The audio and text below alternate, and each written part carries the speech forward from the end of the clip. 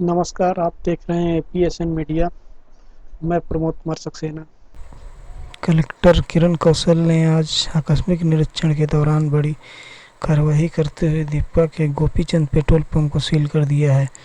अपने निरीक्षण के दौरान इस पेट्रोल पंप पर लॉकडाउन की पाबंदियों का उल्लंघन करते हुए बेवजह घूमने वालों को दोपहिया वाहनों में ईंधन भरते हुए पाया। इस दौरान जिला पंचायत के सीओ कुंदन कुमार अन्य अधिकारी मौजूद थे। अब यह पेट्रोल पंप अगले 3 दिनों तक सील रहेगा। खाद्य विभाग के अधिकारियों ने पेट्रोल पंप में आज उपलब्ध स्टॉक आदि का निरीक्षण कर ईंधन देने वाली मशीनों को लॉक कर दिया।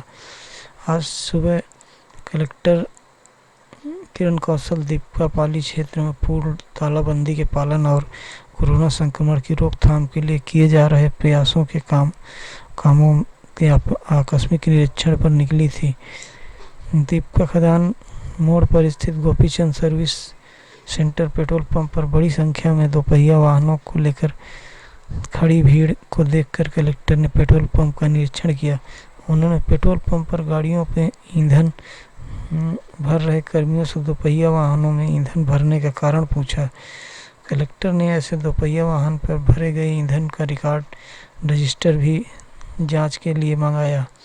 पेट्रोल पंप पर उपस्थित कर्मी न तो कोई रिकॉर्ड प्रस्तुत कर सके और न ही दोपहिया वाहन में ईंधन भरने का उचित कारण बता सके।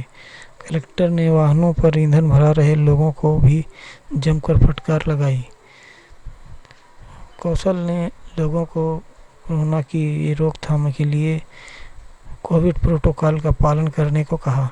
कलेक्टर ने लोगों को बेवजह घरों से बाहर न घूमने, अपने हाथ बार बार धोने, भीड़ भाड़ वाली जगहों से बचने के साथ साथ सोशल डिस्टेंसिंग का पालन करने की भी समझाइश दी। कौशल ने मौके पर उपस्थित हुए थाना प्रभारी को भी क्षेत्र में पूर्ण तालाबंदी का कड़ाई से पालन सुनिश्चित कराने के निर्देश दिए। उन्होंने लॉकडाउन का उल्लंघन करने वाले लोगों के विरुद्ध जुर्माना सहित भारतीय दंड संहिता 1860 और महामारी अधिनियम के तहत भी कार्रवाई करने के सख्त निर्देश दिए। पूर्ण तालाबंदी के दौरान ईंधन संबंधी यह निर्देश जिले में कोरोना संक्रमण को नियंत्रित करने के लिए 5 मई तक पूर्ण तालाबंदी की गई है।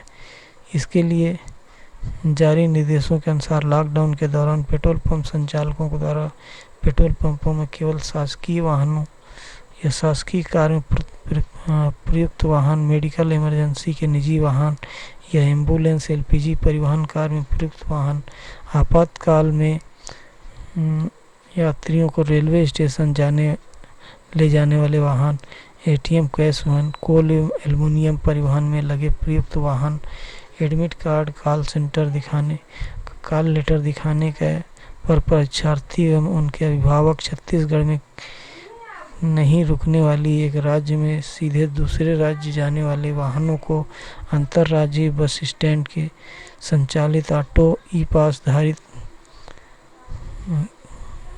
वाहनों का परिचय पत्र दिखाने पर मीडिया कर्मी, प्रेस वाहन, न्यूज़पेपर हाकर एवं दूध वाहनों को ही पेट्रोल प्रदान किया जाएगा।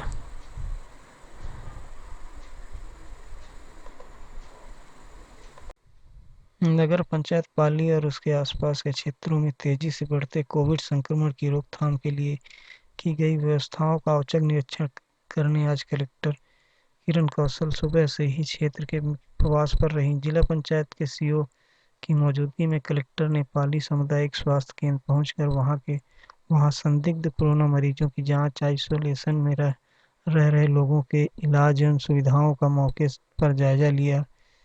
कौशल ने स्वास्थ्य केंद्र में जांच के लिए आने वाले संदिग्धों के इलाज के लिए आने वाले नॉन कोविड मरीजों तथा लोगों के आने जाने के लिए अलग अलग रास्ते बनाने के निर्देश अधिकारियों को दिए। स्वास्थ्य केंद्रों में कोविड जांच स्थल पर लोगों की भीड़ देखकर अस्पताल प्रभारी के प्रति नाराजगी व्यक्त की और लोगों को सोशल डिस्टेंसिंग की मेंटेन रखते हुए कोविड जांच कराने की व्यवस्था कराने के निर्देश दिए। कलेक्टर ने जांच के लिए आने वाले लोगों को धूप और गर्मी से बचने के लिए टेंट लगवाकर छांव की व्यवस्था करने के निर्देश भी कलेक्टर ने दिए। कौशल ने पाली स्वास्थ्य केंद्र में कोविड की जांच करने के लिए डॉक्टरों और पैरामेडिकल स्टाफ को बुलाकर भी जानकारी ली। उन्होंने जांच में कोरोना संक्रमित पाए जाने वाले लोगों की काउंसलिंग कर उन्हें बरती जाने वाली सावधानियों और दवाइयों तथा इलाज के बारे में पूरी जानकारी देने के निर्देश दिए। होम आइसोलेशन में रहकर इलाज करा रहे मरीजों के सतत संपर्क में रहे डॉक्टर तबीयत बिगड़ने पर तत्काल कराएं अस्पताल में भर्ती। किरण कौशल ने पाली प्रवास के दौरान सामुदायिक स्वास्थ्य केंद्र के मेडिकल टीम से होम आइसोलेशन मॉनिटरिंग के बारे में जानकारी ली। कलेक्टर ने होम आइसोलेशन में रह रहे लोगों के स्वास्थ्य के बारे में जानकारी लेने, प्रतिदिन ऑक्सीजन लेवल, दवाई, बुखार, पल्स ऑक्सीमीटर आदि के बारे में भी जानकारी रखने के निर्देश कर्मचारियों को दिए। कलेक्टर ने विकास खंड में प्रतिदिन आने वाले नए कोरोना पॉजिटिव मरीजों को लक्षण के आधार पर होम आइसोलेशन में रखकर इलाज करने के निर्देश मेडिकल टीम को दिए।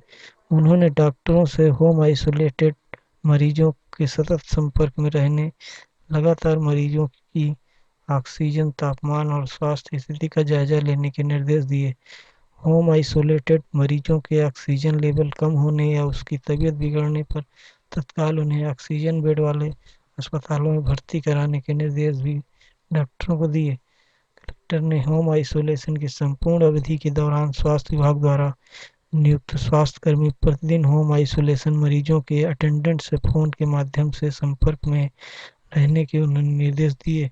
होम आइसोलेटेड मरीज में सांस लेने की कठिनाई, सीने में दर्द, होठ या चेहरे का नीला पड़ना जैसे गंभीर लक्षण विकसित होने पर मरीज को कोविड अस्पताल या कोविड केयर सेंटर में भर्ती कराने के निर्देश दिए। कंटेनमेंट जोन घोषित मुनगाडीह में पहुंचकर कंटेनमेंट जोन का अवलोकन कलेक्टर ने किया। मुनगाडीह में कुल 70 कोरोना संक्रमित मिले थे। इलाज के दौरान इनमें 3 मरीजों का निधन हो गया है। गांव में अभी 63 कोरोना मरीज हैं जो होम आइसोलेशन में रहकर इलाज करा रहे हैं। कलेक्टर ने प्रवास के दौरान मुनगाडीह में सर्दी, खांसी, बुखार जैसे और इन्फ्लुएंजा जैसे लक्षणों वाले लोगों की पहचान कर उनका कोरोना टेस्ट अनिवार्य करने के निर्देश स्वास्थ्य विभाग अमले को दिए। उन्होंने ग्राम मुनगाडीह में लोगों के लिए खाने पीने की चीजों सहित दवाओं, अन्य जरूरी सुविधाएं मुहैया कराने सचिव, आंगनबाड़ी कार्यकर्ता, सुपरवाइजर एवं सरपंच से बात की।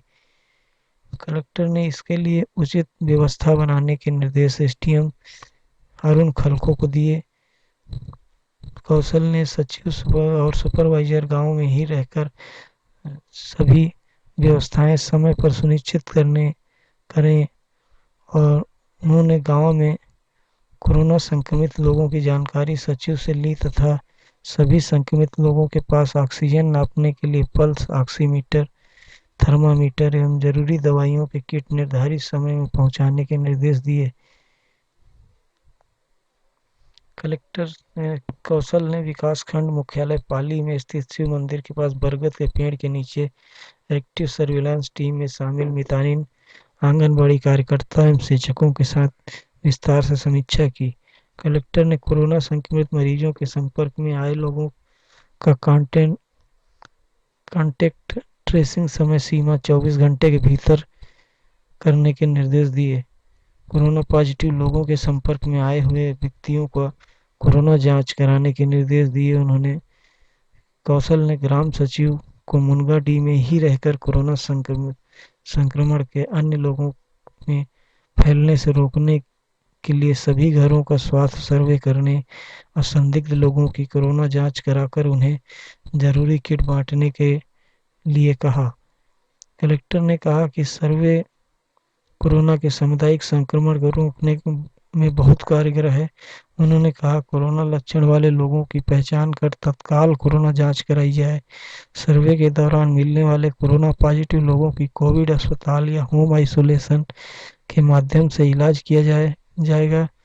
कलेक्टर ने घर घर भ्रमण कर सर्वे करने वाली एक्टिव सर्विलांस टीम में शामिल आंगनबाड़ी कार्यकर्ता, मितानिन, एएनएम तथा बहुउद्देशीय स्वास्थ्य कार्यकर्ताओं को लोगों में बुखार, सर्दी, सांस लेने में तकलीफ, शरीर में दर्द, दस्त, उल्टी होना एवं सूंघने अथवा स्वाद की शक्ति का एहसास न होने जैसे लक्षणों की जानकारी लेने के लिए कहा।